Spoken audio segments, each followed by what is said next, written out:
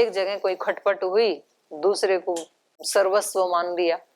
पहले एक व्यक्ति को मानते थे, बोले ये तो बेकार है, इन्होंने तो रक्षा नहीं की, दूसरे को पकड़ लिया, वो भी ऐसा ही करेगा, दूसरे ने तीसरे को पकड़ लिया, ऐसे व्यक्ति चलता रहता है। पर कभी अगर किसी को ये एहसास हो जाए अंदर से इस संसार का स्वरूप ये है, ज्यादा एक्सपेरिमेंट अब नहीं करना है, तो वो व्यक्ति फिर उसकी खोज में निकल पड़ता है और उसको मिलेगा जो खोजेगा। जिन खोजा तिन पाइया, गहरे पानी बैठी मैं बोरी डूबन डरी, रही किनारे बैठी। डूबने से डर है वो तो किनारे पे बैठा रहेगा। फिर जिसको चाहिए वो तो छलांग मारेगा पानी में। बाहर भी तो कौन सा सुख है, कष्ट पा ही रहे हैं, उधर डूब जाएंगे तो डूब जाएंगे, और क्या पता ना डूबे तो मोती ले ही आएंगे। तो ऐसी छलांग आप लोगों ने लगाई तो है, अब देखो क्या ढूंढोगे कि फिर से वापस से हाथ खड़ा करोगे, भगवान जाने। आगे जी, आध्यात्मिक बल की शुरुआत होती है त्याग, तपस्या और निरंतर अपना आध्यात्मिक आत्मचिंतन और आत्म मूल्यांकन करने से। तो सही है। हाँ ठीक है। तो आपने ऐसा बोला कि जैसे बड़ी सफलता के लिए हमको निडरता चाहिए जी, जो कि वैराग्य से आएगी। और वैराग्य में एक और आता है कि दुख के बिना वैराग्य नहीं हो सकता जी। दुख ज्ञान ना ना, ऐसी बात नहीं है, ये कोई जरूरी नियम नहीं है। दोनों में से विवेक और हाँ, दोनों में पूरे से सुख होना में चाहिए। भी उसकी वैराग्य हो जाता है, पूरे सुख में भी। महात्मा बुद्ध को तो पूर्ण सुख था, फिर भी वैराग्य हो गए। हाँ, विवेक की जरूरत तो पड़ेगी ना जी। विवेक और दुख में से दोनों में से एक चीज तो होनी चाहिए। ये दोनों में से किस किस में से? दुख होना चाहिए या फिर विवेक होना चाहिए? ना ना, दुख के कारण विवेक हो सकता है किसी को, और सुख के कारण भी विवेक हो सकता है, ये कह रही हूँ। विवेक तो साधन है ना सुख का, तो वो किसी भी घटना से हो सकता है, किसी को अत्यंत सुख में भी हो सकता है, अत्यंत दुख में भी हो सकता है। मैं तो ये कह रही हूँ कि व्यक्ति को याद रखना चाहिए, भूल जाता है व्यक्ति, सुख को भी भूल जाता है। अत्यंत सुख है तो उससे फिर ये सोचना चाहिए कि भाई इससे भी बड़ा जो सुख है उसको प्राप्त करेंगे, क्योंकि सुख तो है ये, लेकिन आज है कल चला जाएगा, अस्थाई है ये। तो यहाँ बैठे नहीं रहना है, हमें शाश्वत सुख की खोज करनी है। या फिर दुख यदि कोई आ गया तो बोले भाई इन दुखों से अत्यंत ही मुक्त हो जाते हैं, फिर दुख के पार जा सकते हैं। विवेक और ज्ञान तो एक ही है ना जी। हाँ, विवेक और ज्ञान एक ही। तो कह सकते हैं ना दुख से होगा ना सुख से जी। अगर विवेक होगा तो ही वैराग्य हो सकता है जी। सिर्फ नहीं नहीं, वैराग्य साधन है विवेक का। विवेक साधन है, वैराग्य कैसे तो नहीं। हाँ वो भी ठीक है, थोड़ा जितना ज्ञान होगा तभी विवेक होगा, तो अन्य अन्य आश्रित है, एक दूसरे से जुड़े हुए हैं। अगर व्यक्ति को ज्ञान नहीं है तो वैराग्य भी नहीं होगा, वैराग्य नहीं है तो ज्ञान भी नहीं होगा, तो दोनों साथ साथ चलते हैं। जितने जितना ज्ञान बढ़ेगा उतना उतना वैराग्य होता जाएगा, जितना जितना वैराग्य होगा उतना उतना विवेक बढ़ता चला जाएगा। तो मुख्य लेकिन ये होंगे अभ्यास से, ये बात हमें बहुत अच्छे से दिमाग में बहुत अच्छे से डालते रहना चाहिए। अभ्यास से होगा, और अभ्यास होता है कर्म करते करते। अभ्यास का मतलब है हर क्रिया को करते हुए वो अभ्यास। ये कभी भी केवल पुस्तकें पढ़ने से, सुनने से, प्रवचन सुनने से, प्रवचन करने से कभी भी नहीं होगा। कितने ही वर्ष कर लो और चाहे लगातार रिकॉर्ड बना लो, गिनीज रिकॉर्ड, कि हमने तो 5 साल का गिनीज रिकॉर्ड बना दिया कि हम 5 साल लगातार 24 घंटे बोलते रहे और हम लगातार 24 घंटे सुनते रहे, लेकिन 5 साल के बाद भी वैसे के वैसे निकलेंगे, उससे नहीं होगा। अभ्यास से होगा। अभ्यास वैराग्याभ्याम तन्निरोध। चलो आगे चलो जी। तो मुख्य यही रहा कि अंतिम में जी हमको गहरी सोच से शुरुआत होगी। हमको गहरा सोचना पड़ेगा, आत्मचिंतन जिसको कह सकते हैं। हाँ वहीं से शुरुआत होती है हर चीज की। जी। तो हमने ये नतीजा निकाला जी, जो चाणक्य जी ने इतनी बड़ी सफलता मिली, उसके केंद्र में जाए तो एक आध्यात्मिक बल ही काम कर रहा था जी। और ऐसे ही स्वामी जी महाराज का जी हमने देखा कि उनके जैसी इतनी बड़ी सफलता, लेकिन केंद्र में शुरुआत एक आध्यात्मिकता से हुई जी। तो सही है जी। हाँ बिल्कुल सही है। जी, धन्यवाद। और प्रचंड पुरुषार्थ। कि आत्मबल और मनोबल में क्या अंतर है? क्या दोनों मनोबल एक मतलब दूसरे मन का पूर्वक, बल, आत्मबल मतलब आत्मा का बल। दोनों एक दूसरे के पूर्वक है या फिर अलग अलग है दोनों? मन तत्व अलग है और आत्म तत्व अलग है, और दोनों का बल भी अलग है। तो फिर वो क्या है? तो वो तो देखो, अब आपको अपने अंदर से ही फील करना पड़ेगा।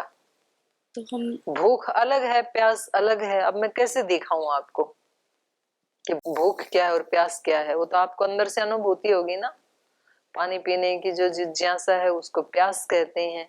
खाना खाने की जो अंदर से एक मांग है, डिमांड है, उसको भूख कहते हैं। तो ऐसे ही आत्मा के बल को आत्मबल कहते हैं, मन के बल को मनोबल कहते हैं। तो हम कैसे अंतर करेंगे कि कौन सा आत्मबल है, कौन सा मनोबल? पता लगता है व्यक्ति को। आत्मा में प्रतिष्ठित होगे तब आत्मा के बल का पता लगेगा, और मन में प्रतिष्ठित होगे तब मन का पता लगेगा। अभी कैसे जाने हम? प्रतिष्ठित हो जाओ अभी, इसी समय, जौन से में भी प्रतिष्ठित होगे उसी का पता लग जाएगा। दूसरा नहीं करवा सकता ना ये। कुछ चीजें सूक्ष्म होती हैं तो उसको दूसरा नहीं दिखा सकता ना, क्योंकि आत्मा भी सूक्ष्म है और क्योंकि मन भी सूक्ष्म है। तो दूसरा कैसे दिखा सकता है उसको? दूसरा तो इतना ही बता सकता है केवल। स्थूल हो तो दूसरा दिखा सकता है। अगर आप मेरे से पूछें कि रोटी क्या है और दाल क्या है, तो मैं दिखा सकती हूँ, क्योंकि वो स्थूल है। तो किचन में से मंगवाएंगे, आपको दिखा देंगे। लेकिन जो सूक्ष्म चीजें हैं उसको नहीं दिखाया जा सकता है, बाहर से नहीं बताया जा सकता है। उसको एक संकेत तक ही बता सकते हैं, बाकी तो आपको ही देखना पड़ेगा। तो क्या ये दोनों एक दूसरे पे निर्भर है? नहीं, दोनों की स्वतंत्र सत्ता है। तो आपकी गाड़ी कहाँ अटक गई? कुछ प्रश्न ऐसे होते हैं ना जिसके बिना तब आगे काम चल ही नहीं रहा है, नहीं और तो कुछ ऐसे हैं ठीक है, पता लग जाए तो अच्छी बात है। तो वो दीर्घकालीन है, उसके लिए तो फिर करते रहो, तपस्या खोज करते रहो। नहीं तो पता नहीं चल पाता ना कुछ भी कि कोई काम किस कारण से रुक रहा है, मनोबल के कारण से रुक रहा है कि आत्मबल के कारण से रुक रहा है, तब कुछ समझ में नहीं आता। तो आप काम बताओ अपना, कौन सा रुक रहा है, तो उसमें फिर कुछ सहायता करेंगे। जी सूत्र जैसे याद नहीं हो रहे होंगे, जी परीक्षाएं चल रही हैं, तो लग रहा है कि आत्मबल की कमी है कि मनोबल की कमी है। तो ये दोनों ही जी बल आपके पास हैं, दोनों को एक्टिवेट करने की कमी है। दोनों ही बलों की कमी नहीं है, साइलेंट है। तो आपके एकाग्रता की कमी है। तो जैसे जैसे चित्त को समाहित करोगे तो दोनों ही एक्टिवेट हो जाएंगे, अपना काम करने लगेंगे। नहीं तो कभी कभी तो ऐसा होता है कि याद भी रहता है वो खुद तभी तो अकेले। होता है ना, जब चित्त समाहित होता है तो याद होता है, फटाफट होता है। जब चित्त समाहित नहीं होता है तब नहीं होता है। नहीं याद होता है, ऐसे अकेले में बोलते हैं तो बोल लेते हैं, लेकिन जब सुनाना होता है किसी को तो फिर जब किसी को भूलने लगते सुनाना हैं। होता है वो कच्चा याद है। जब पक्का याद होता है तो दूसरे को सुनाते समय भी नहीं भूलते हैं। तो कच्चे की बहुत सारी श्रेणियां हैं। एक कच्चे की श्रेणी है कि खुद को भी याद नहीं आता है अकेले में भी, ये एक श्रेणी। दूसरे है कि खुद को तो याद आ जाते, दूसरे को सुनाते हैं तब भूल जाते हैं। तीसरा है जब लिखने लगते हैं तब भूल जाते हैं। तो कई श्रेणी है कच्चे की भी। तो उसको ऐसा पक्का करो कि हर श्रेणी में आप ना भूलें, और वो होगा अभ्यास। सब जगह अभ्यास आ जाएगा, क्योंकि अभ्यास किया ही अब 4 दिन है तो भूलोगे। अगर अभ्यास 4 महीने होता बिल्कुल नहीं भूलोगे। नहीं, मेरे को लगता है कभी कभी ऐसा तो नहीं कि प्रमादवश ऐसे हो रहा है ही, है वो तो या फिर कभी कुछ कभी भी। नहीं, फिर हमेशा प्रमादवश। कभी कभी नहीं, हमेशा प्रमादवश ऐसे होता है। जब जब मन प्रमादी होता है, आलसी होता है, तब ऐसे होता है, बोलता है, ठीक है। और लेकिन बार बार अभ्यास करते हैं तो वो चीजें बिल्कुल नॉर्मल हो जाती हैं। फिर आप पानी की तरह सुनाने लगोगे, कोई कभी भी सुन लो, रात को जगा के भी सुन लो चाहिए, तब वैसे प्रतिष्ठित। पर वो होगा अभ्यास से ही। एक ही योग दर्शन को यदि आपने 1000 बार दोहरा लिया बोल बोल करके, तब नहीं भूलोगे फिर। और दोहराया याद ही एक दिन पहले किया है तो आज तो भूलना है ही है, इतने अल्प अभ्यास से। और वो सदा सदा के लिए आपका हो जाए, ये आशा भी आप कैसे कर सकते हैं, क्योंकि आपका चित्त अभी उतना समाहित नहीं है। अगर किसी समाहित चित्त वाले व्यक्ति ने, योगी ने, अगर उसको एक बार भी याद किया होता तो वो सारी जिंदगी भी नहीं भूलता फिर। पर एक सामान्य मनुष्य ने यदि याद किया है तो उसको तो बहुत पुरुषार्थ की आवश्यकता है, क्योंकि वो योगी भी योगी तब बना जब उसने इस तरह का अभ्यास किया, पुरुषार्थ किया। तो दोनों में से एक काम कर लो, या तो अभ्यास करते करते योगी बन जाओ, तो फिर एक ही बार याद करने से याद हो जाएगा, या फिर अपने पाठ का अभ्यास करते करते योगी बन जाओ। नहीं, कभी कभी तो ऐसा होता है कि कोई सूत्र एक बार पढ़ने, 2 बार पढ़ने में याद हो जाता है, लेकिन तो वो याद तो होता है, तभी फिर होता भूलने है लगता जब है। आपका चित्त समाहित होता है, तब एक बार पढ़ते ही याद हो जाता है। चित्त की स्थिति पे डिपेंड करता है, हमेशा उतनी ही देर में याद होता है। पर कभी कभी आपने 10 दिशाओं में अपने चित्त को बिखरा रखा है, तो एक बार लाते हो फिर जाता है, फिर लाते हो फिर जाता है, तो आपको लगता है 10 मिनट लग गई। याद करने में 10 मिनट नहीं लगी, उसको 10 जगह से लाने में 10 मिनट लगे हैं। तो चित्त को कैसे समाहित करें? अभ्यास से।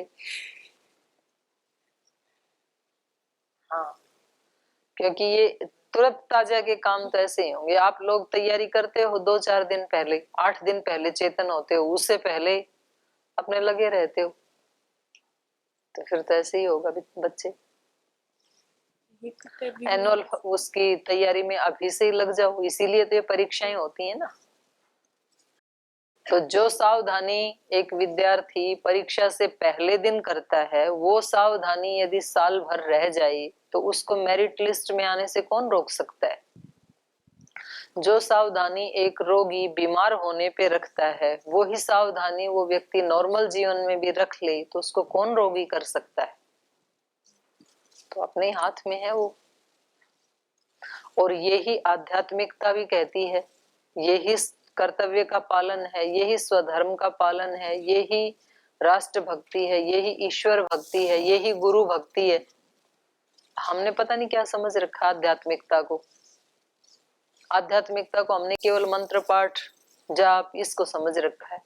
अपने पाठ को रोजाना इसी तरह से पूर्ण मनोयोग से करना जैसे आज कर रहे हो परीक्षा वाले दिन, ये आध्यात्मिकता है। आध्यात्मिक बनना है तो रोजाना उतने ही समाहित चित्त और एकाग्रता से अपने कर्मों को करना है हमें। जिस दिन आपके घर में कोई व्यक्ति बीमार हो जाता है और उस दिन जिस मनोयोग से आप जाप करते हो, ईश्वर को याद करते हो, उसी मनोयोग से रोजाना करना, ये आध्यात्मिकता है। रोजाना तो खाना पूर्ति के लिए कर लेते हो, 3 माला का जाप करना आचार्य जी ने कहा था, तो इसलिए मुंह से वो निकल रहा है, मन में कुछ और चल रहा है, तो आप आध्यात्मिक व्यक्ति नहीं है। फिर आध्यात्मिक व्यक्ति वही है जो पूरा अपनी आत्मा को केंद्र में रख करके सब कामों को उसी तरह से करता है जो एक विशेष दिन आप करते हो। दीदी जी, एक प्रश्न और था कि अभी तो बहुत सारे मंत्र ऐसे हैं कि जो मतलब उनको अर्थ भी नहीं पता उनका, पर अगर बोलना है या उच्चारण करना है तो उस समय मतलब क्या भाव रहना चाहिए, कैसे करना चाहिए? अर्थ तो नहीं पता है हमको मंत्र का, पर हम मुँह से तो बोल रहे हैं, तो फिर उस समय भाव क्या होना चाहिए अंदर? उस समय ऐसे ही मंत्र बोलो आप जिनका आपको अर्थ आता है। यदि आप उस मंत्र का अर्थ भी चाहते हैं, मतलब उस मंत्र के अर्थ को जान करके जो प्रभाव होना चाहिए, उस मंत्र का 100% बेनिफिट यदि चाहते हैं, तो आप उन्हीं मंत्रों को जो बोल रहे हो उनका अर्थ पहले जानो। क्योंकि आप जो मंत्र बोलते हैं आपकी दिनचर्या के वो तो बहुत थोड़े से मंत्र हैं, कोई ज्यादा तो है नहीं, तो उतनों का अर्थ तो आना ही चाहिए आपको। और उसके अतिरिक्त कोई आप वेद के सूक्त उच्चारण करते हैं तो उनका भी आपको अर्थ जानना चाहिए। और फिर भी आपको अर्थ नहीं आता है तो फिर आप ये भगवान से प्रार्थना करो कि जो इसका अर्थ है वो मेरे सामने अभिव्यक्त हो, इसका क्या अर्थ है। तो उपाय तो बहुत सारे हैं, करे कौन। समस्या आती है करने पे, अभ्यास के ऊपर आती है। बताने को तो मैं इतना सारा बता सकती हूँ, पर मेरे बताने से मेरा कल्याण नहीं होगा ना। आपको बताने से यदि मेरा कल्याण हो तो मैं तो सारी क्लास को बताती ही रहूं रोजाना, लेकिन बताने से कल्याण नहीं होता है। मुझे भी करना पड़ेगा वो। और सुनने से कल्याण होता, आप सुनते ही जाओ, फिर सुनने से भी नहीं होगा। ठीक है, बताना भी चाहिए, सुनना भी चाहिए, वो दोनों है, पर वो दोनों सार्थक तब होते हैं जब उसको प्रैक्टिस किया जाएगा, अभ्यास में लाया जाएगा, तभी सार्थक होगा। और तब रुचि लगती है उसको, बोलने में भी रुचि लगती है, सुनने में भी रुचि लगती है। उससे पहले बोरिंग होता है सब, थोड़ी देर रुचि लगती है, उसके बाद बोरिंग होता है। जो व्यक्ति अभ्यास नहीं करता है ना, उसके लिए शास्त्र आदि ये वो सब सब उसके लिए, उसको इरिटेट करने वाले होते हैं। तो इसलिए वो दूसरों से भी, बोलने वालों से भी इरिटेट होता है, खुद सुन करके भी इरिटेट होता है। उसको लगता है कहाँ ला करके बिठा दिया, उसको रस आता ही नहीं है बिल्कुल भी। 1 घंटा उसको मुसीबत हो जाती है कि आना पड़ता है, नहीं आएंगे तो पूछेंगे क्यों नहीं आई, तो उसको रस नहीं आएगा। उसमें आया ना, योग दर्शन के चौथे पाद के, कैवल्य पाद के व्यास भाष्य में आया एक जगह कि जब आपको कोई इस तरह के शब्द सुनते हुए आपको रोमहर्ष होने लगे, अश्रुधारा बहने लगे, तो समझ लो आपके चित्त के अंदर वो संस्कार हैं और आप बहुत जल्दी उसके अर्थ को प्राप्त कर लोगे। और कोई प्रभाव ही नहीं पड़ रहा है तो समझ लो कि आत्मा बहुत नीचे दबी हुई है, अभी काफी परतें चढ़ी हुई हैं मलों की, वहां तक जा ही नहीं रहा असर कुछ भी। अब आपको किसी को अपने हाथ में कहीं चोट लगी है और उसको गर्म उससे सेक करना है बोतल से, और आप इस दीवार के उस पार खड़े हो और मैं दीवार को बोतल लगा दूं, आपका हाथ चिपका ही हुआ है दीवार से उस साइड में, तो आपके हाथ तक वो सेक पहुंचने में कितनी देर लगेगी? 1 घंटे लगाई रखो यदि बोतल को तो पहुंच ही जाएगा, थोड़ा बहुत पहुंच जाएगा? नहीं पहुंचेगा। क्यों नहीं पहुंचेगा? क्योंकि आवरण काफी मोटा है ना, तो जितनी इसकी सामर्थ्य है उससे भी मोटा है ये। तो जितने हमारे जाप की सामर्थ्य थी उससे भी मोटा तो आवरण है, तो कनेक्शन हो ही नहीं पाता है, तो नहीं हो पाएगा। तो अभ्यास जैसे ही शुरू होगा, शुरू हो जाएगा मल आवरण का हटना, घिसता ही चला जाएगा। और दीदी जी कभी कभी नहीं मन कर रहा हो करने के लिए, तो क्या फिर भी मतलब तो लगे दूसरे रहना काम में लग जाओ।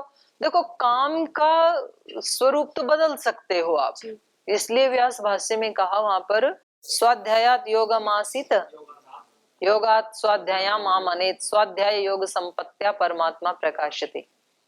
जब आपका स्वाध्याय करने में मन ना लगे, योग में लग जाओ, योग में ना लगे स्वाध्याय में लग जाओ, जब आपका किताब पढ़ने में मन ना लगे तो सेवा करने लग जाओ कुछ, जब सेवा से मन ना लगे तो स्वाध्याय में लग जाओ, कुछ और काम करने लग जाओ। लेकिन एकाग्रता को बनाए रखो, उस समय जिस काम में रुचि है ना उस काम में लग जाओ, लेकिन फिर लाना है अपने मन को। ऐसा नहीं कि जी रुचि तो खेल में थी और खेलते रही 6 घंटे और अब आ गई परीक्षा देने, तो याद कहाँ से होगा? वो थोड़ी देर के लिए मन को चेंज करने के लिए वहां गई थी, बस फिर वापस आओ। वैसे ही वहां पर भी रुचि लो।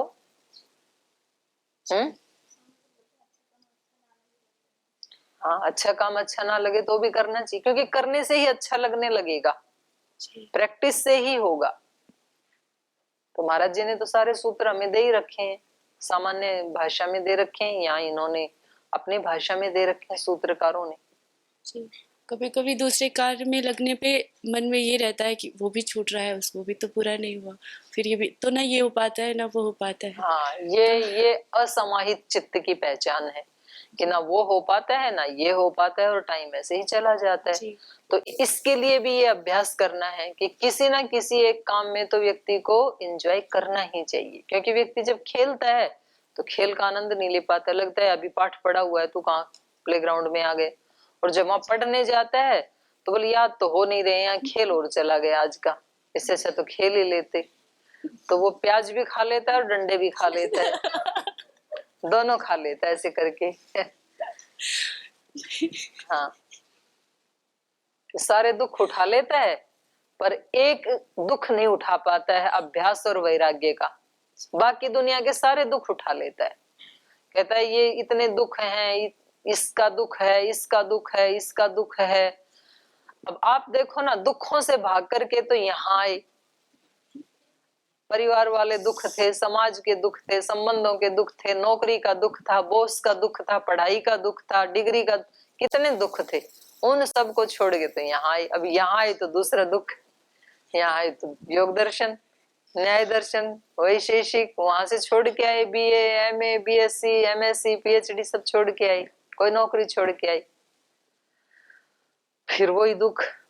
अब बेचारे 4-5 साल में जैसे तैसे करके इसको पूरा कर दिया, फिर किसी और सेवा में लगा दिया, फिर वही दुख। तो उससे पीछे छूटता ही नहीं है ना हमारा। और एक ही चीज थी जो इन सारे दुखों से पीछे छुड़ा सकती थी, वो थी समाधि, वो ही लगाई नहीं।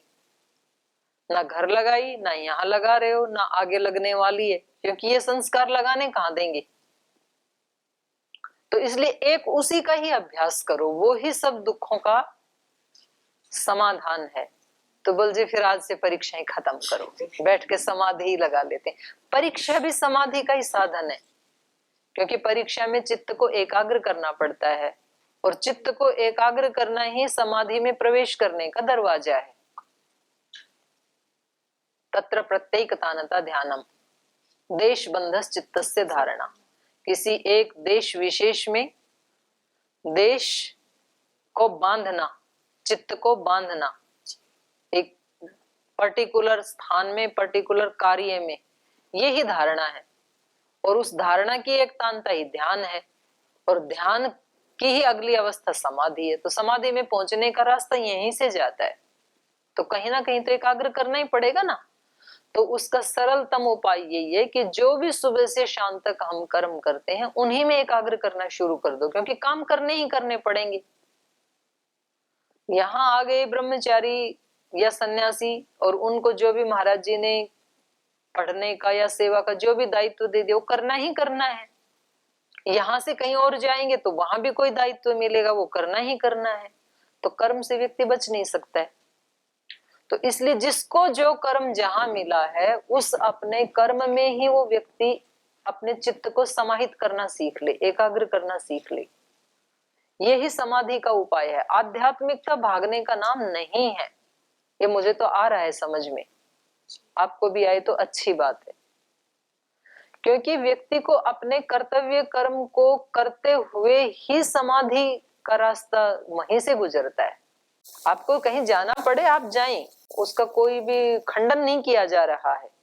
आपको यदि ऐसा कोई परिस्थिति आए, एकांत में जाने को मिले, किसी स्थान विशेष में जाने को मिले, आप जाएं। लेकिन यदि आपको वो नहीं मिल रहा है तो आप जहां हैं वो सबसे सुंदरतम स्थान है इस सृष्टि का, ये मान के चलो।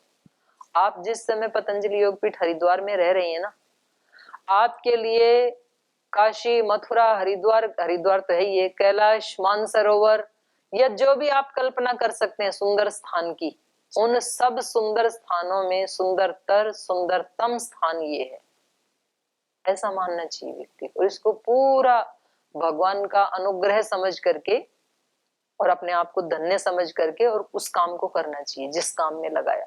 सब भक्तों का जीवन यही हमें प्रेरणा देता है, और अपना भी थोड़ा बहुत अनुभव, जो अनुभूति हुई है यही बताती है। कितने ऐसे संत हुए जिन्होंने ये ही काम करते करते उस संतत्व को पाया। जब एक व्यक्ति पा सकता है तो दूसरा क्यों नहीं पा सकता है। और कोई रास्ता भी नहीं है, ये ही रास्ता है। चाहे इसको आज अपना लें या आप अगले जन्म में या 10 साल के बाद, जहां कहीं आप खड़े हैं कुछ ना कुछ कर्तव्य कर्म तो आपके होंगे, और उनको करते हुए आपको अपने चित्त को समाहित करना सीखना ही पड़ेगा। आज ही सीख लेते हैं, यही रास्ता है तो आज से शुरू कर देते हैं। ये पढ़ाई क्या है, ये पेपर क्या है, ये मेरे लिए भगवान का भेजा हुआ वरदान है, ऐसे समझ करके उस पुस्तक की शुक्रिया करते हुए, उसका आभार व्यक्त करते हुए उसमें प्रवेश करो आप, और वो आपके लिए वरदान ही सिद्ध हो जाएगा। वो मात्र एक परीक्षा नहीं है, वो आपको समाधि में प्रवेश करवाने का एक रास्ता है, और वो भगवान ने आपके लिए भेजा है।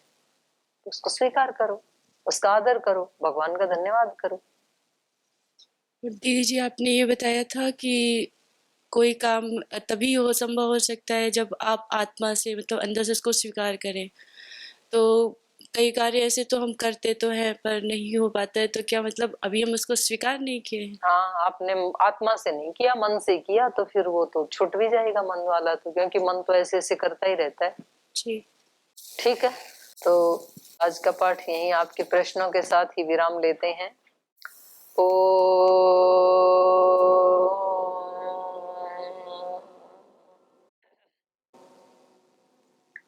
शांति शांति शांति। श्री गुरुभ्यो नमः। हरि के नाते से सब नाते, इससे सभी सुहाते।